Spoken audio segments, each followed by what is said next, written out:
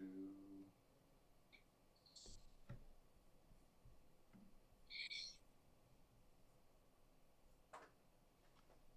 you're live. Welcome to Citizen. We've got a very special guest today, recording artist Tommy Vext. How's it going, buddy?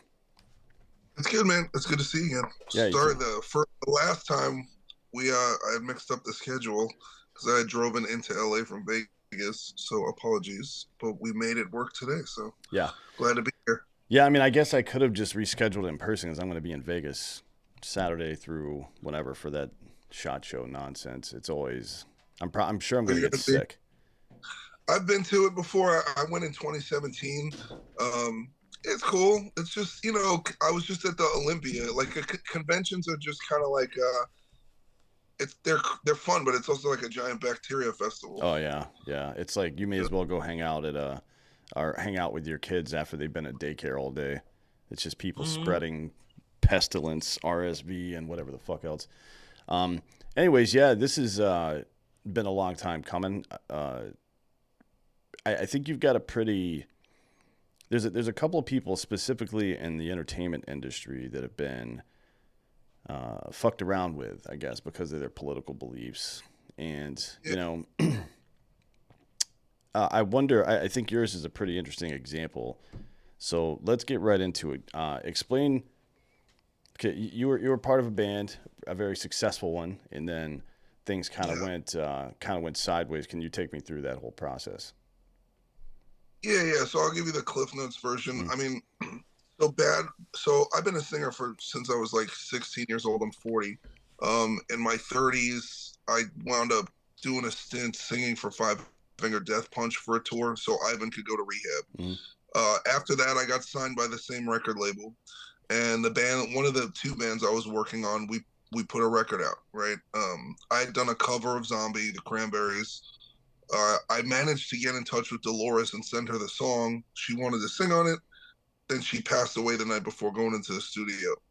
We released the song. I donated 100% of the proceeds from my royalties to her children's trust fund, which we created.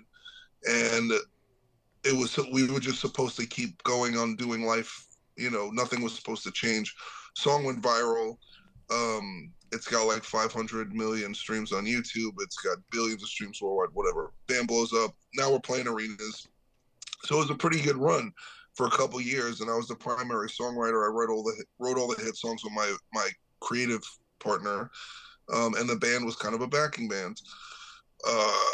In 2020, I we when everybody went into lockdown, I had just come back from a European tour with Megadeth, and like everybody, all right, 2 weeks to slow the spread, right? Okay. Right. Then it was like a month, and it's like, that's kind of this is a little bit much. And just from like networking with people, I had a couple of friends, which it sounds weird, but I had a couple of friends who were one was an immunologist and the other one was a virologist. They're both metalhead guys, and we started chit chatting. Then it's turned into talking to other people, and I really didn't drink the punch. So first I started. First, I had made some remarks publicly that I felt like something might be off.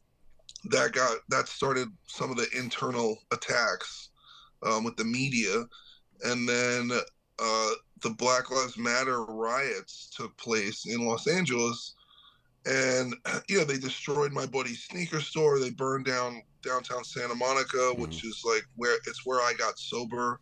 Uh, Me and a bunch of my bodybuilder friends from Golds, we actually that the next morning we went and we got thousands of dollars worth of brooms and garbage bags and mops, and we went and cleaned everything up ourselves. And the cool thing that would happen was when we got there were thousands of people there, and everyone was helping clean, and it was really amazing. And the news didn't show it, and that started me investigating into BLM. And so this was in like I can't remember when the George Floyd's riots happened. It's probably sometime in June. Yeah, If June of I'm wrong. 2020. Yeah. Yeah, so then I made a marker video, and that video went viral. And basically, I traced back some of the suspects who were affiliated with Act Blue, some of the political suspects, in the Democratic Party, as well as one um, billionaire faux philanthropist, financial terrorist. Who I don't even say his name anymore because if you do it, they don't like air. Oh, I don't give a You fuck. So you're know, talking about George Soros, who, by the way, his son yeah, was has been at the Biden White House 6 times in the last 6 months. yeah, one Yeah, of his sons. I think it's Yeah, Alexander Soros is the heir apparent. He's a cunt too. yeah. Well, yeah, he's also responsible for the loan that caused Taylor Swift to lose all of her masters. Mm. That's a whole other story. But yeah, so I said these things. The whole everybody went crazy. That was the beginning of it. Then I lost my I lost like a $30,000 microphone endorsement. JBL speakers dropped me. AKG microphones dropped me. The press went after me. But the video I made got 37 million views in 4 days, and it wound up on World Star Hip Hop, and like the fucking guys at the pizza place started calling me woke brother. Everybody knew where I was flying to Miami. I was eventually I just got over COVID. And I was like, yo, I'm not sitting in LA anymore, and I'm Mm. going wherever I want. And so it just I continued to be outspoken, and it basically came down to I the final kill shot for me was I put on a MAGA hat, which I had moved to Huntington Beach because I didn't want to deal with COVID anymore. Because once I had left the state of California, I realized that it was political, and that the only places that were closed were places that were run by Democrats. Mm-hmm. And so I moved to Orange County on Tito Ortiz gave me the tip to move down there because I wanted to have a gym every day and go out to the beach and everything was normal there.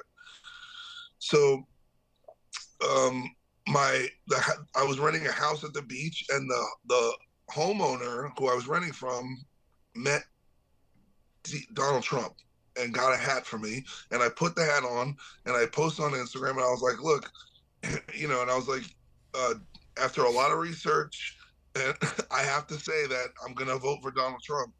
You know what I mean? And it was the most covered. Um, it was the most covered news article on a rock musician. Yeah. I think in a decade. Well, that's It was because Rolling like, Stone is busy posting pictures of Dzhokhar Tsarnaev on their front cover instead of actual musicians. yeah, But I find this really interesting because um, the reason it probably got so much traction is that historically speaking, musicians and artists have been the group of people who are kind of on the forefront of the dissent and anti-establishment movement, right? correct. And now it is flipped. The musicians and artists in Hollywood we see these days are talking heads for an authoritarian leftist government. I don't know if you saw Jimmy Fallon's latest production where he's It's singing brutal. about. I mean that's one of the most embarrassing things I've ever seen in my life. And if you had pulled something like that back in the day, like if man, just imagine during Lyndon B. Johnson's administration, if Johnny Carson on late night was doing a little song and dance about how we should get more involved in Vietnam. You know what I mean? Like that would have been completely unacceptable, and nobody he would have been laughed off the fucking stage. And now that's just how it is, right? Well, it would have been a career ender, and I think it's also too. You have to look at how the this is also part of the hold of communism, right? And a controlled market versus a free market, right? In a free market, if the public was like fuck this and up in arms about what a performer did, it would literally kill the show, and they'd be like, yo, we have to pull the plug. In a controlled market, they're like, no, you fucking peasants, shut the fuck up, and you're gonna eat the bullshit that we're Yeah. showing to you, and you're gonna fucking like it or And else. it doesn't have to be a controlled market in the sense that the government owns NBC. It's that they own the FCC and they control what goes on over the airwaves and how much you have to pay them.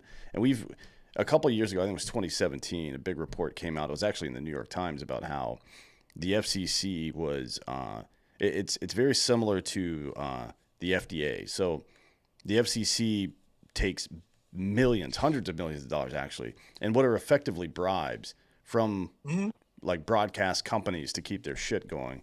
And Hmm. we found the same thing about the FDA as well. A bill passed sometime in the mid 2000s that under the guise of, well, the government shouldn't be paying to regulate the pharmaceutical companies, so we're going to make them pay the bill. But really what it turned into was you can pay to play now. Like if you're a drug manufacturer, you can pay the FDA to approve your drug, Hmm. right? And that's kind Well, of I mean, how it is. I just want to make that clear for people because they think like, well, technically it's not like Canada. Like CBC in Canada is literally owned by the government, yeah, and Al Jazeera is literally owned by the government of Qatar, right? So there's state-run media, and then there's state-run media that isn't actually owned by the state. You're just using regulatory leverage to run that, and that's what's happened now. correct. I mean, and I think it goes through. I mean, the FDA is it goes through the food too. A lot of people don't realize that when a lot of these people are like, oh, I want to buy free range chicken eggs or this, that, the other. The title free range is for sale. Yeah, I mean it's just like No, everything is fake. It's like the yeah, more you learn about it, you're just like, like it organic. makes you want to move to Organic the is the middle of the same way. woods. Like Yeah, certified yeah. or sort of certified organic, it costs like if you have a large farm, it's like $5 million, and you can do anything you want to, but it still says certified organic. I think the only one that's actually legit is kosher because they actually give a fuck about the outcome. It's not just a Well, yeah, because propaganda thing. yeah, it's because their religion is binds them to it. You know what I mean? So, but yeah, so um, yeah, I forgot where we were going, but yeah, so anyway, I got canceled. I put on a Mm. MAGA hat. Everybody lost their mind. My record label, and my band members who were employees, basically, you know, they basically decided I had to go.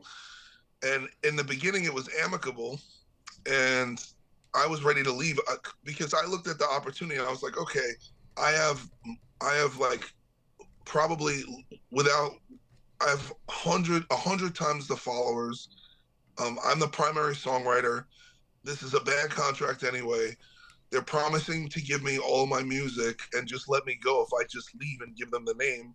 It's definitely a fair deal. And so we worked together to make this press release, and then I did the press release and started a GoFundMe, and the GoFundMe made like $200,000 that weekend to pay for the studio bill that the label said they weren't going to cover. The record label got mad. Then they said, "We're not letting you out of your contract. We're not giving you your songs. We're going to shelf you. You're not in your own band. Blah blah blah." And it turned into a whole big thing. I can't really get into the specifics of because there was a settlement involved. Um, but there was some like very vehement racist things that happened. It was public, and we went in. My attorneys and I went into court with them. I sued them. They countersued me. We settled in one day, and I walked away with quite a hefty abundance. Um, yeah, to my appeasement, and then Mm. that was the end of it. And I thought that was the end of it, but then even though legally we had come to this position, uh, the band's failure to succeed in my absence caused further resentment. And then I had hackers. I mean, they hacked my email. My Instagram was deleted. I finally got it. It took like 6 months to get a hold of somebody at Meta. They said it was hacked. It was hacked externally. It was a very sophisticated, very expensive hack. Um, so I'm on my third Instagram profile. Every time I get to 200,000 followers, they shut it down. So it's just one of those things. There was like some of the conservative festivals, like they invited me to play that year, and in 2021, I went out and I sold out pretty much 80% of all my tours alone. And I did a festival and I opened up for Limp Bizkit and outsold Limp and merch.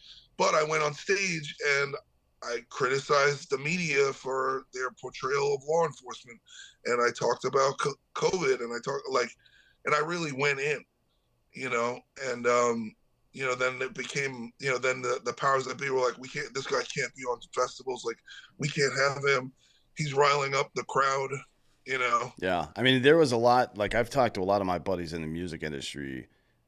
They had I won't mention any of the promoter or organization names for legal reasons, obviously, but some of the big ones that have Mhm. venues all over the country were assigning, like if you're a larger band, like a 4 or 5 person band with a lot of pyro and setup, you've got 2 or 3 personnel buses and then 3 or 4 more trucks with equipment shit on it.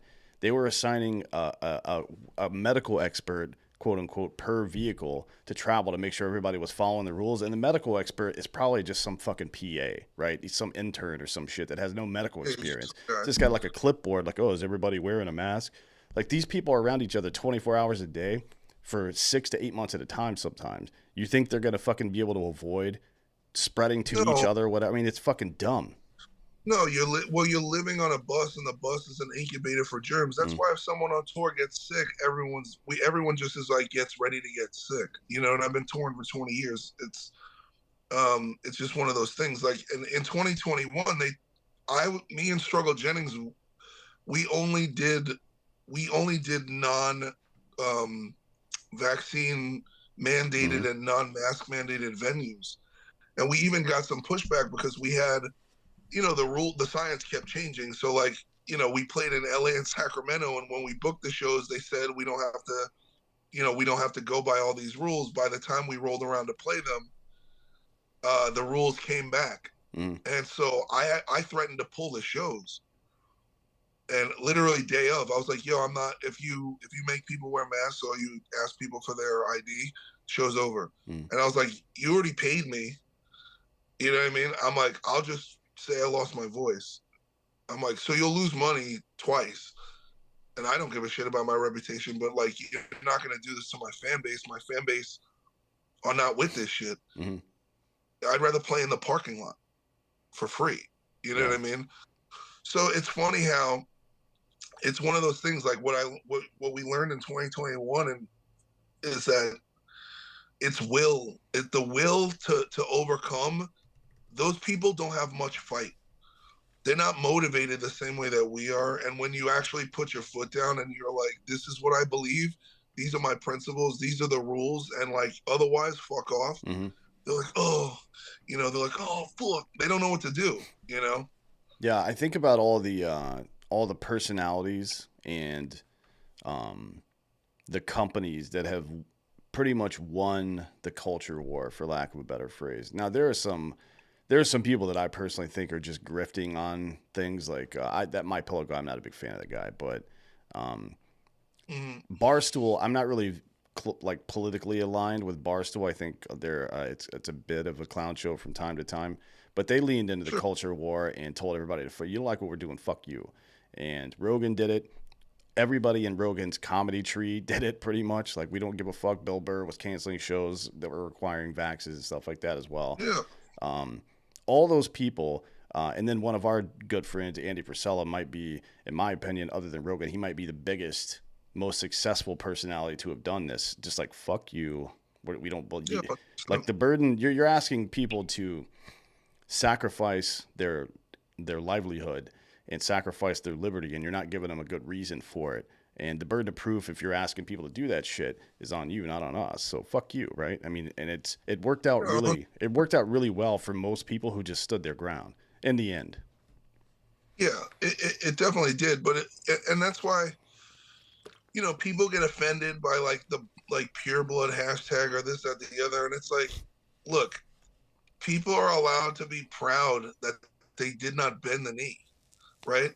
It's like we had, you know, my mom's vaccinated, right? But you know what I do? I send her to the doctor. She goes to the cardiologist now to get checked up Mm. vis-a-vis me because I know what's going on.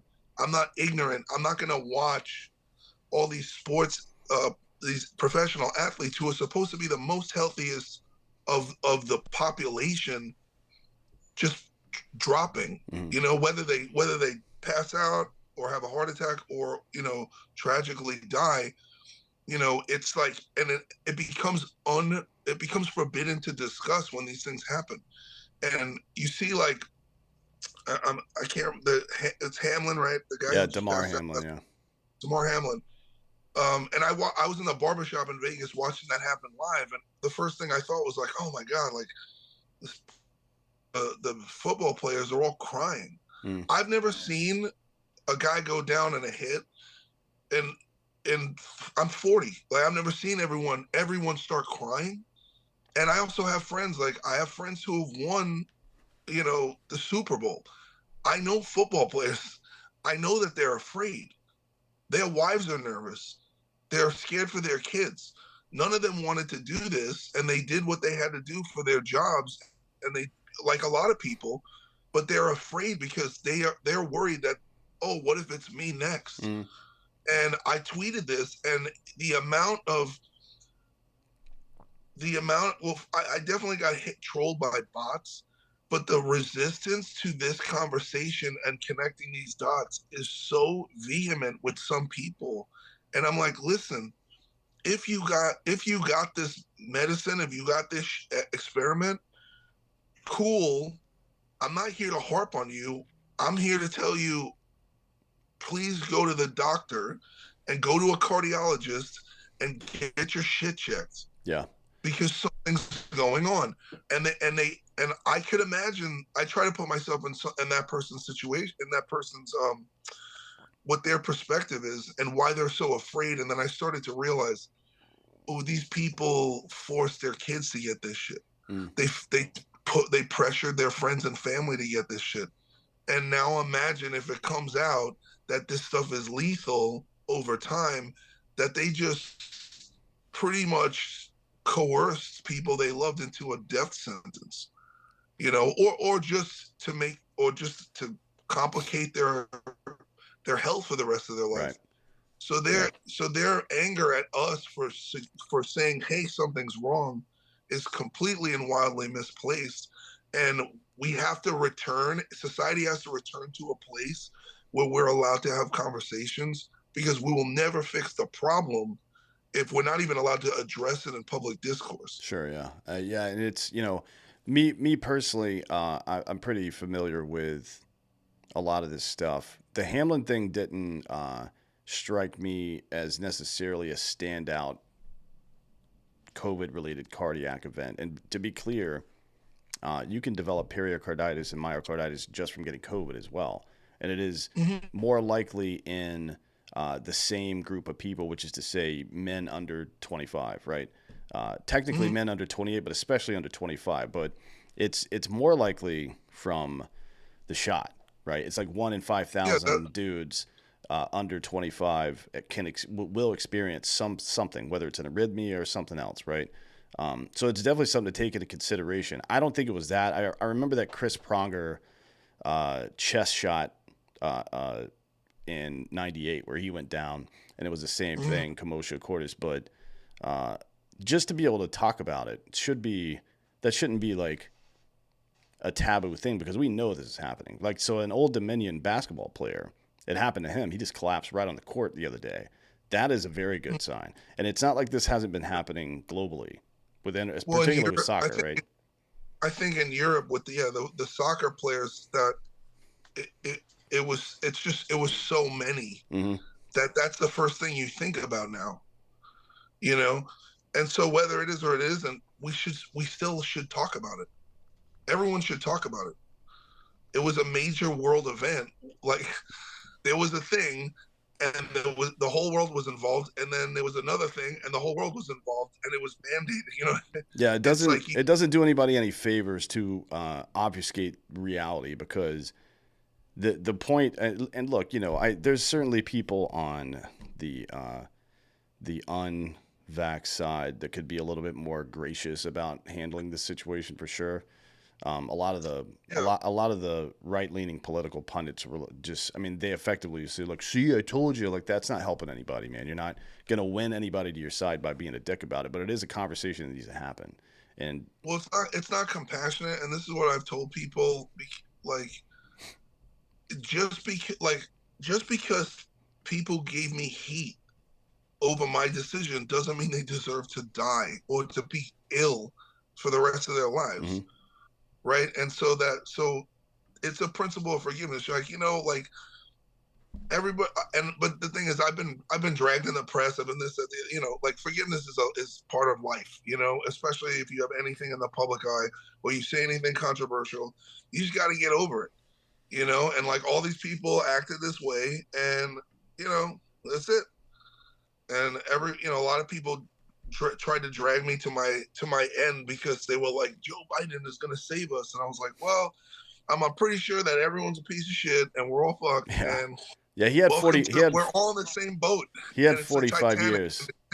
Yeah, He had 45 years to save us and yeah, didn't. So, yeah, probably not gonna do it now. But yeah, you know, I agree with you. At this point, um, it is important to hold people accountable, specifically people who wished harm on others and yeah. people who tried to ouster people from society entirely because of their private medical decisions. Those people need to be held accountable. But for the average person that was pressured into making mistakes, look, man, this is counterinsurgency 101. You don't win by making more enemies. You win by getting people to understand reality and fight back against centralized power, right? That's kind of what I guess libertarianism is at its core, and what, in my opinion, is the only real answer to anything we've got going on in the country today is to decentralize power. I mean, we surrender so much of our personal liberty out of convenience and fear these days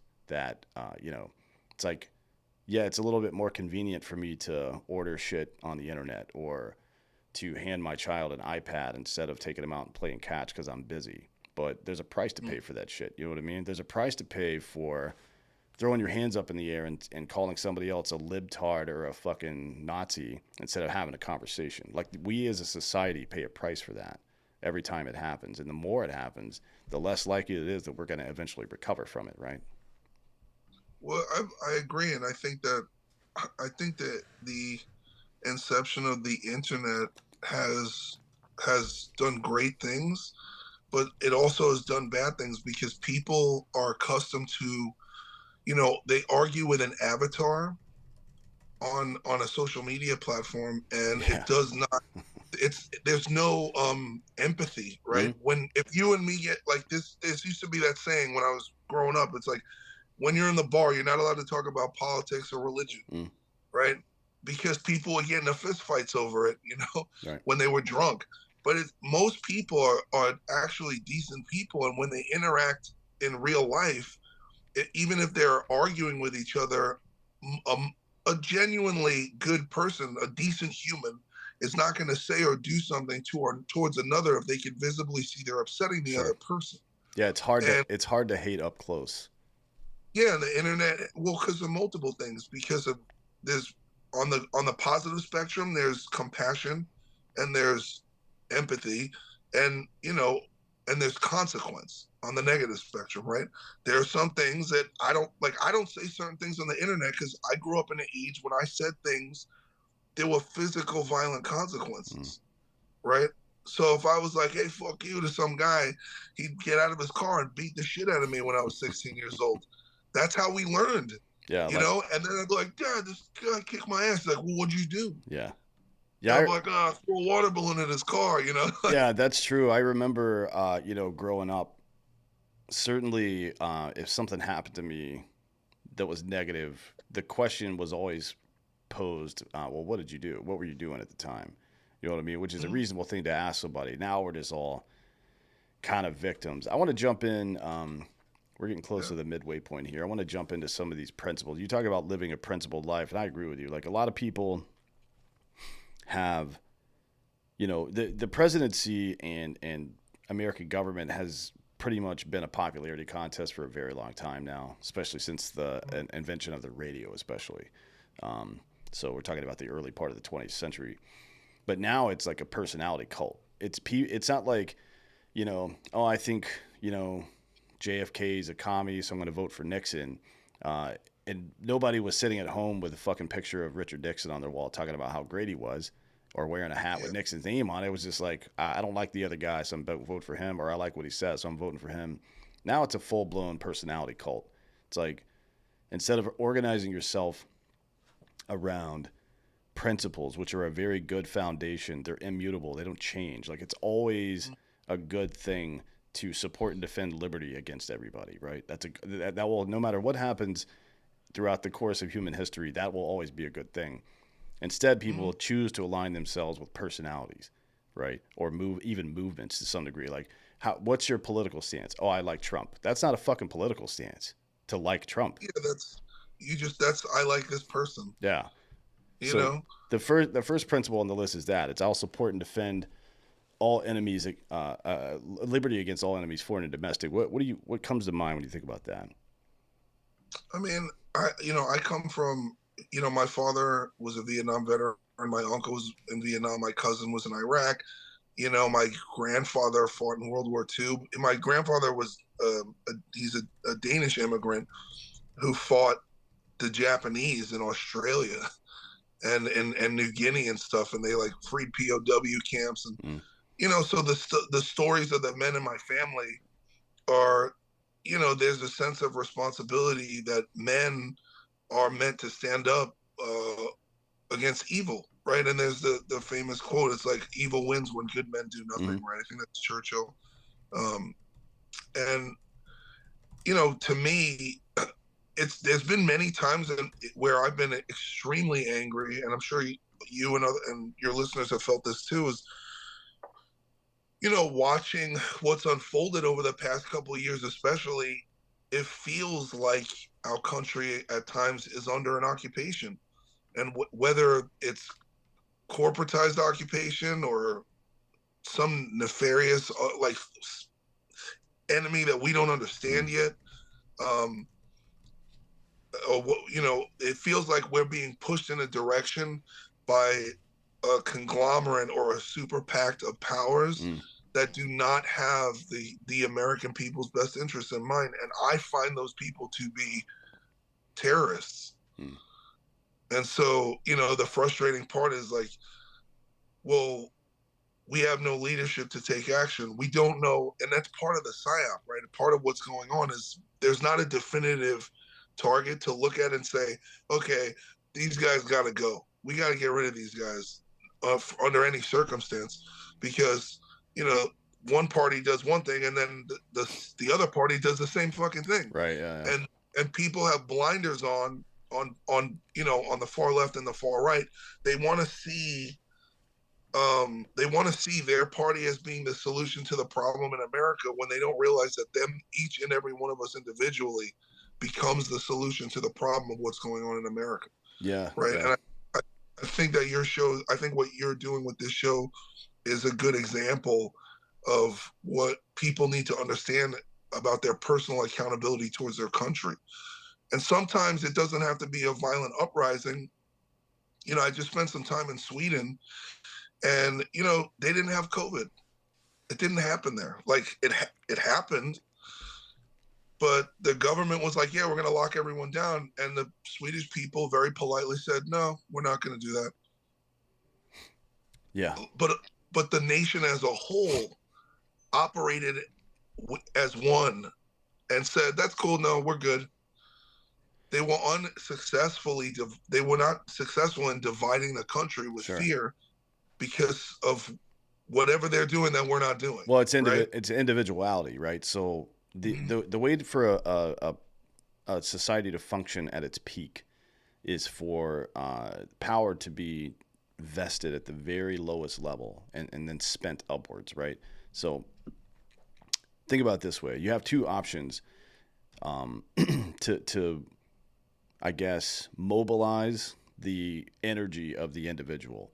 One is to empower them to do their own thing. And then, there's problems that can come with that because people are going to choose different things. But you incentivize people with good ideas, right? Good ideas and structure to opt in to things that make sense. And it puts the burden on anybody who may develop any kind of infrastructure to make sure it makes sense for most people. That means Maslow's hierarchy of needs, and we take care of that, but everything else you leave to the individual because people aren't going to buy in wholesale to a bunch of bullshit. Now, the other option is the only other option is authoritarianism. If you really want to harness the power of the individual towards a greater success for a society, either you have individuality that is promoted, and it's promoted in a way that makes sense to the individual, or you're left with authoritarianism. And that's where we're headed now. Like the powers that be, I don't like to use, excuse me, I don't like to use impersonal pronouns. So I don't like to say, oh, they're out to get me or whatever. I want to know exactly what the fuck's going on. And the uniparty, the Republicans and Democrats, the political class, or if you will, the aristocracy in America, whatever their original intent was, it's now very clearly to control people, right? Like we know best, we know what's the right thing to do, and we have to use whatever means available to us to either manipulate, convince, control people into doing those things. Well, that's completely wrong, right? That's absolutely antithetical to liberty in a Well, society. yeah, I mean, it's exactly what our nation was founded against. Mm. And I don't know if this is I don't know if this is just a historical wheel making its like full circle of what the experiment of what America was supposed to be, a free nation and governed by the people. And, if this was just a clock ticking out before people could grow to get enough power to turn it around back on itself. I don't know if our leaders are inspired by the way China runs the world. I don't know. It's strange to me that so many. It's just so big. It feels so massive Mm. when you consider academia is going in the same direction. Big tech is going in the same direction. The pharmaceutical companies are going in the same direction. Hollywood's going in the same direction. Both sides of the aisle are going in the same direction.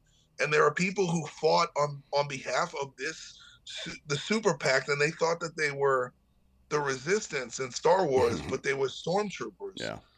right? Their identity was so confused because they ingested the propaganda so voraciously that they didn't stop to taste the food Sure. Yeah. and realize they were eating shit. Well, it's also the You know, spent it's also the spent cost fallacy, right? Like they're so deep into it now, it doesn't they think it doesn't make it's like you're walking on a path, and you at what point after realizing you're on the wrong path do you correct course?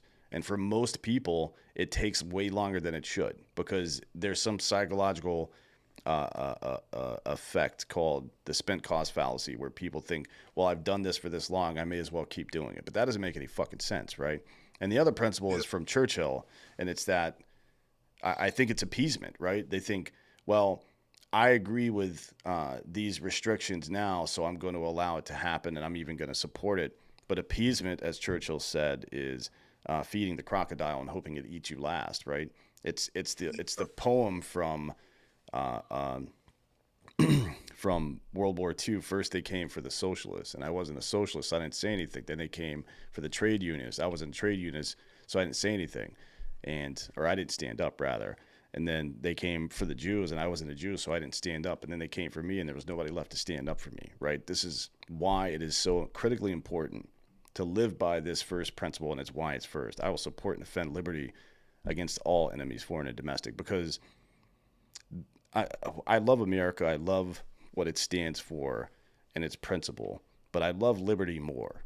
You know what I mean? Like that's what to maybe there's synonyms in that regard, but when some people say America, they mean our system of government and the politicians that run it.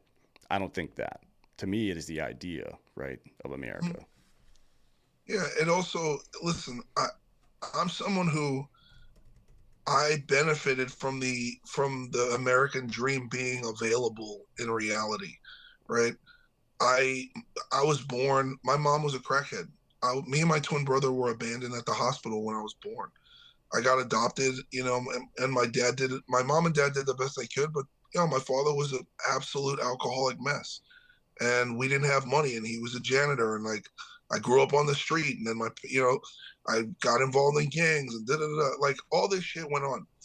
But as long as I was accountable and I worked hard and I didn't, I navigated learning to not cause harm to others and to be responsible. Then eventually I got sober, and then I moved to California and I got record deals. And in my early 20s, even before I got sober, I traveled all over the world, which never would have happened. All the people I grew up with, they're dead or in jail. And And that's the difference, right? In a free society, you can rewrite your story. It's not like the Middle Ages where you're born this and you'll die this. And I've been to other countries where that's the case. I've been to plenty other countries around the world where whatever you're born into, that's what you're stuck with. Hmm. And it's generational and you'll never get out of it. And that's just how it is. And I don't want that to be the case here, you know? Well, that's a problem with the welfare system, especially in America. It creates a de facto caste system because there's no upward mobility intrinsic to the process. Like if you mentioned Sweden earlier, Sweden's unemployment program is this. There's no statutory limit, right? So they don't you don't get 24 weeks of unemployment insurance as long as you're looking for a job that time, or sometimes they extend it out to longer than that.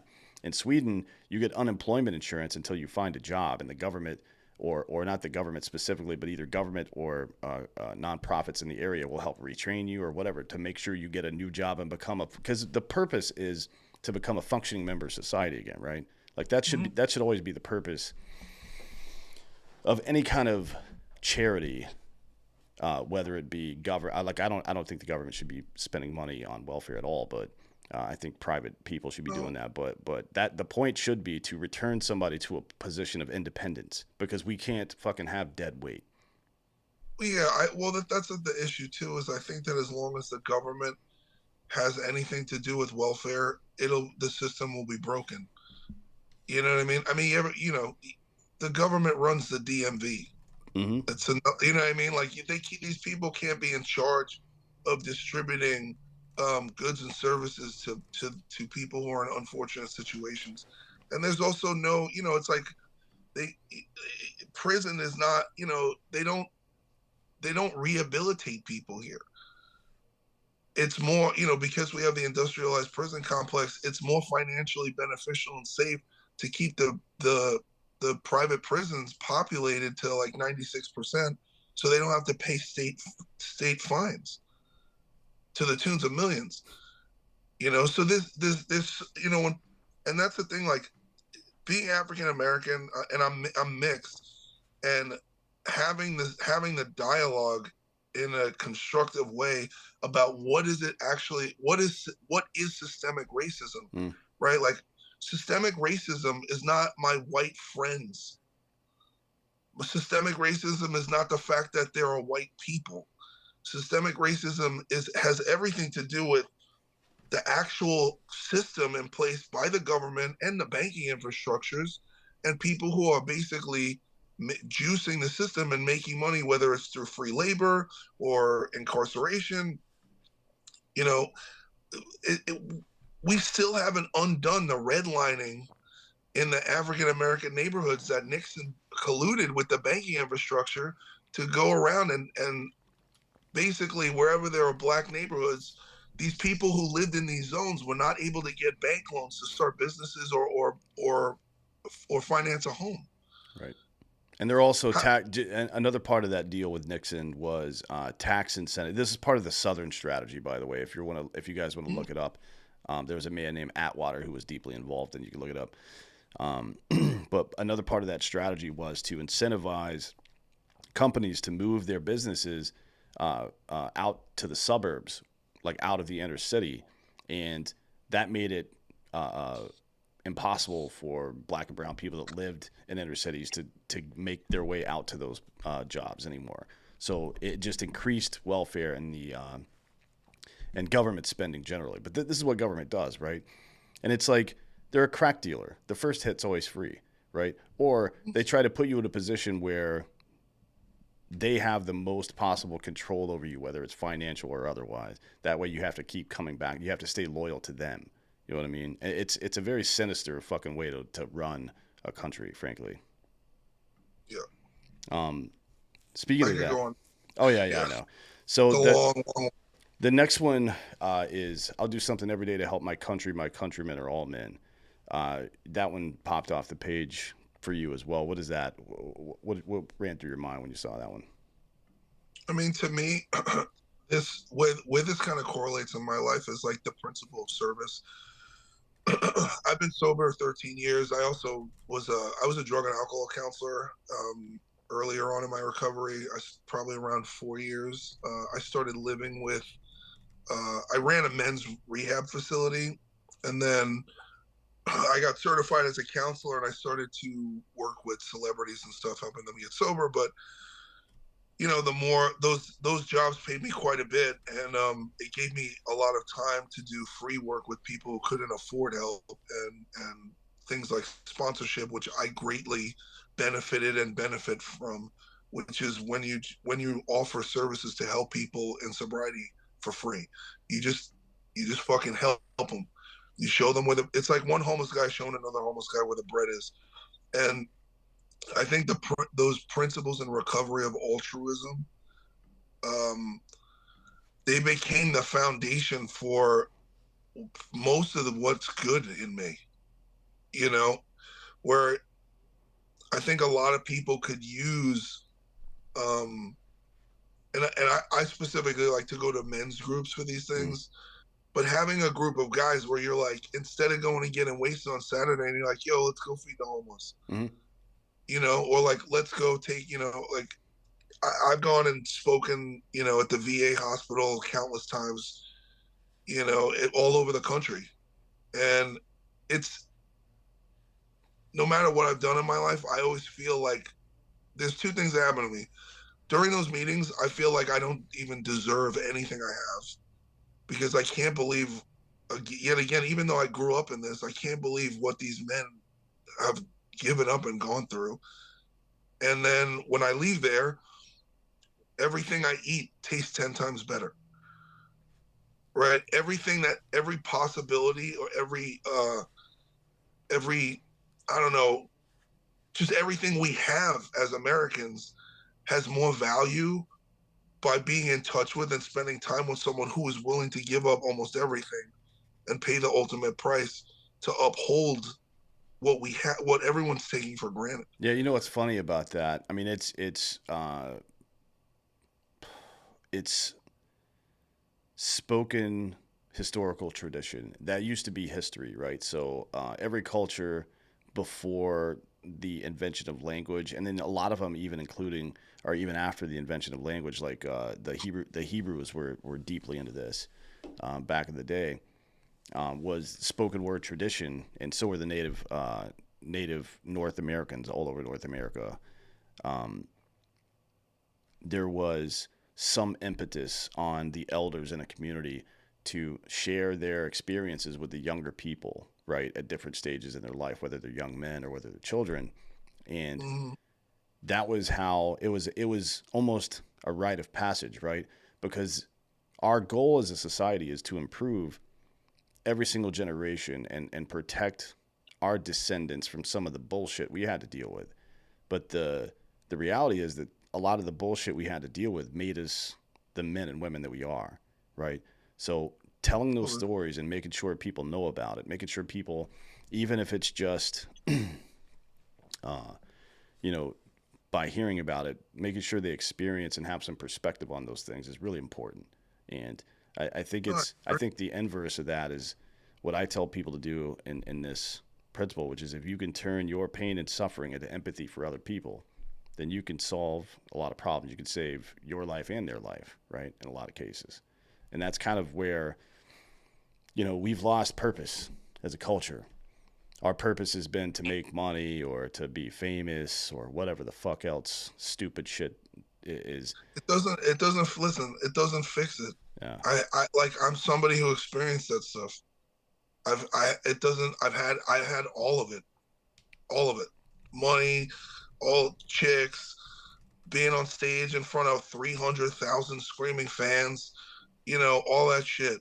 It doesn't, you know, the, like I believe in God, and I call it the God-shaped hole, right? Some people feel like the hole is their purpose, and I think that there's been a moral descent in our culture where people are not trying to reach for something higher, right? You see, like most kids now, if you ask them what they want to be, they say influencer.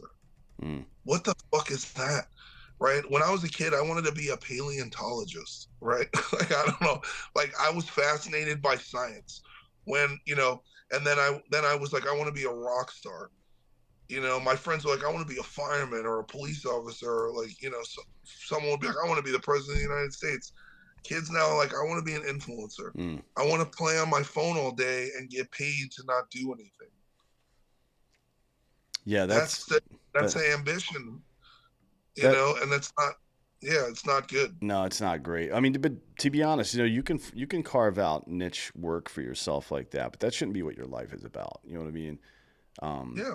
and the goal of getting past the point of mere survival, which is to say, we've built walls around ourselves to keep our family safe from the cold and from predators. Then we built walls around our cities, and both literally and metaphorically over the years.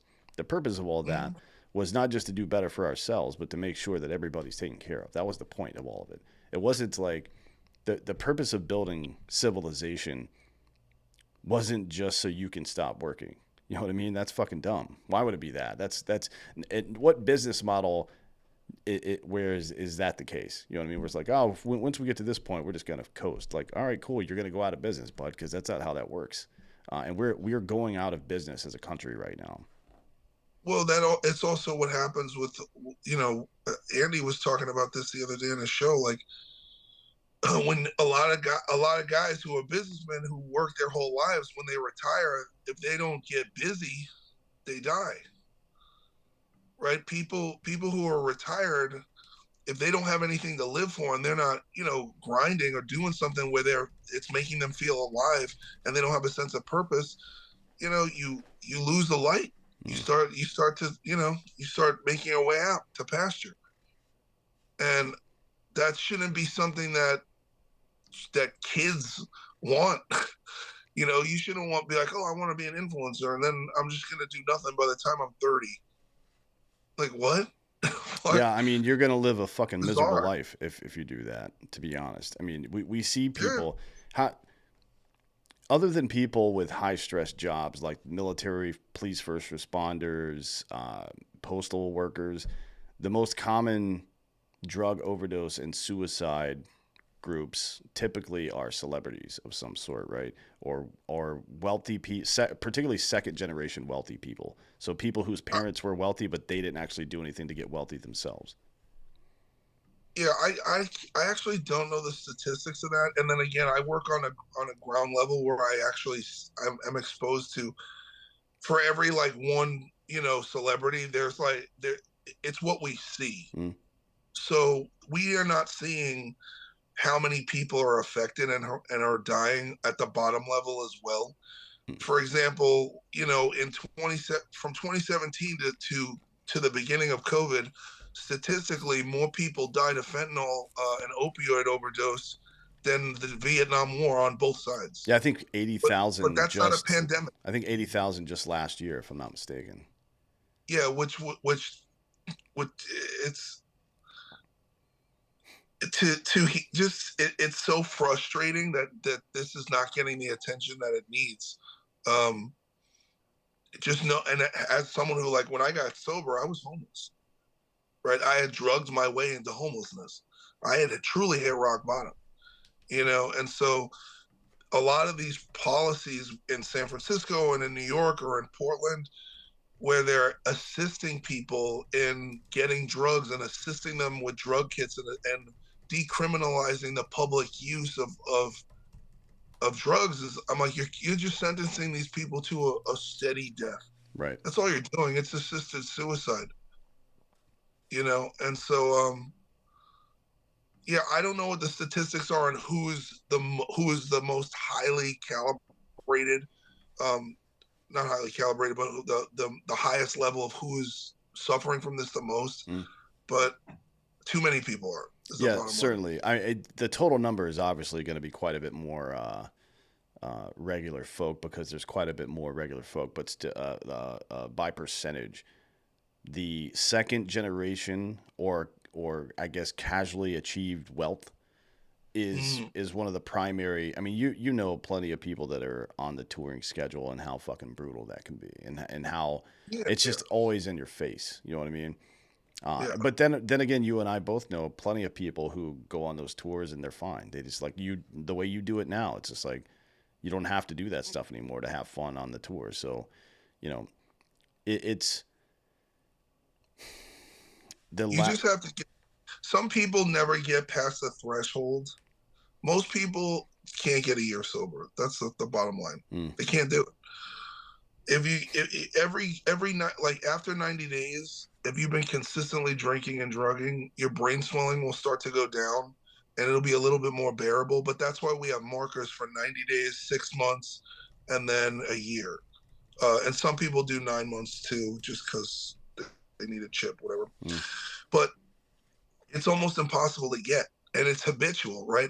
Anything that you do for 90 days, it's supposed to become part of your habit. mm-hmm, That's why they say you should do, if you're in recovery, you should do 90 meetings in 90 days.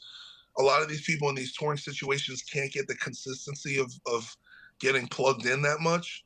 And they would hire somebody like, someone like me. This is what the kind of job that I would do. So I would travel with people. And then my responsibility would be like, okay, we're here. Like I create their schedule and I'm on top of them till they're okay. But most people can't afford that. yeah, yeah. I certainly. I mean, You know, that's cost prohibitive healthcare seems like yeah. kind of fucked up to me, to be honest. We live in the richest, most powerful country in the history of the world. And you, as a citizen of that country, can be as healthy as you can afford to be. Right? Mm-hmm. That's, I'm pretty libertarian, but I feel like maybe our charitable institutions are failing us if that's the case. Right? It shouldn't be that way. Um, Yeah. and let's see. Let's jump. We're running short on time here, but let me jump into this last one. It's I'll live a life worth dying for. What does that mean to you? A life worth dying for? Well, I mean, I'll just break. Like, I mean, I got murdered in 2010. So, interestingly enough, uh, my place was broken into in Brooklyn in 2010.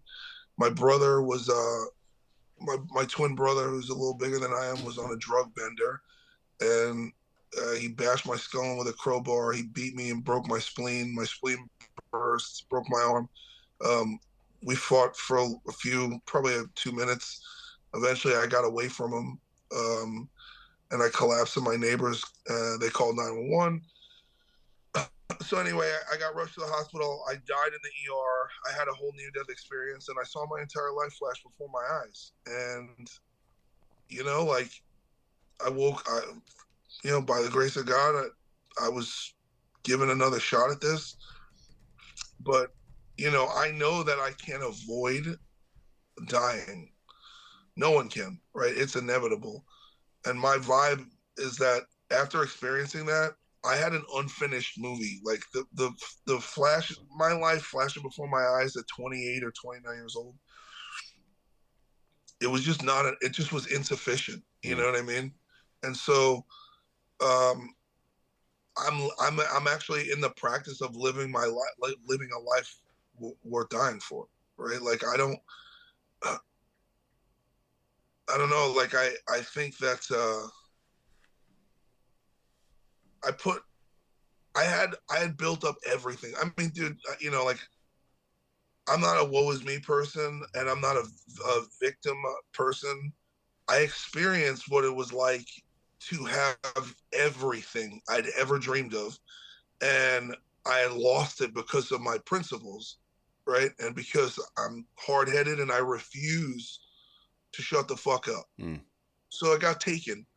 But in the process of that being taken away, it's painful, but what you realize is you're not identified in those things. And now I'm just living my life. And I put music out. I say whatever I want in my artwork. I put my songs out. I'm doing fine. I'm making people, thank God people still support me. And they buy my records. And but now I'm like living like every moment. Like I basically am living like the hammer's going to come down, Mm-hmm. right? I'm anticipating that one or two things is going to happen.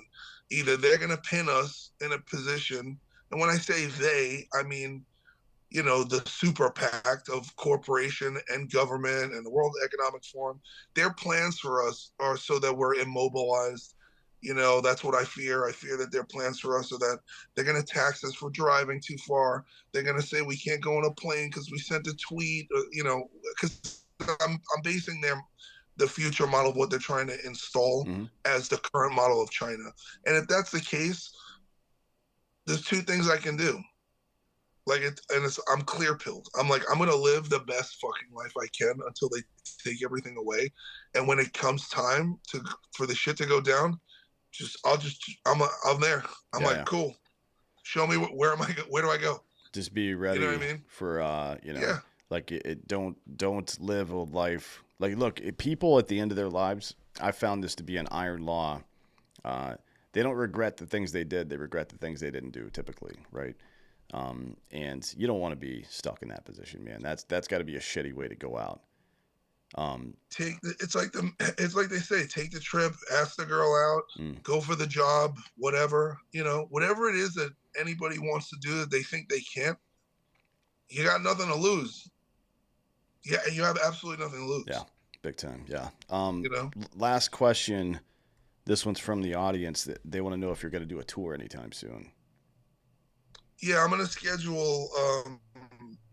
So I had postponed my tour last late August because I had to have a vocal procedure. Mm, But I'm all good. The doctor gave me a clean bill of health. I'm probably gonna do something going out this summer. I think it's important to note this. It's very difficult for me to tour because there are certain companies and massive conglomerate companies that don't want me on the marquee.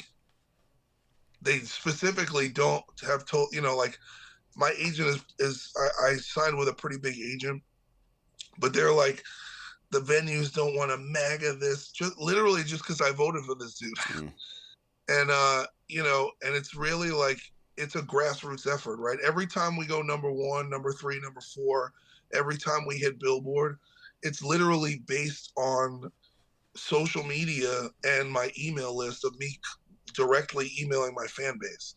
And when they support it, we have so much numbers and volume that the industry can't keep up, and they hate that, and they hate what I represent, and so they constantly will try to undermine me. So they'll try to sabotage my tours. And when I say they, there are people who I can't name legally. These are actual real entities and real people who are mm-hmm. invested, not not remaining competition in the marketplace. It's not personal, right? They want their industry free of like the patriotic guy Mm-hmm. because their whole audience base is that, and that's their way of like suffocating it. Yeah, for They sure. don't want to allow that, and they know what happens. So so I'm working on it. I'm hoping that this spring I'm out, and I'll be doing 2 tours this year in the States. I'll be doing a run of shows with my death metal band from 15 years ago. The guys called me. We're all going to get together with former members of Machine Head, and then I'm going to do my solo stuff, which is will include my 3 new records that came out last year, and the Bad Wolves catalog. And I will be recruiting Chris, who quit Bad Wolves, into joining my band. Sweet. Yeah, Cool. Well, we're looking forward to it. Yeah, keep us posted on that. And thanks for coming today. We appreciate your time. yeah, man. Thanks for having me. I'm glad we got to do this. It's always a pleasure to talk to you, man. Yeah, you too. Absolutely. And thank you all for listening.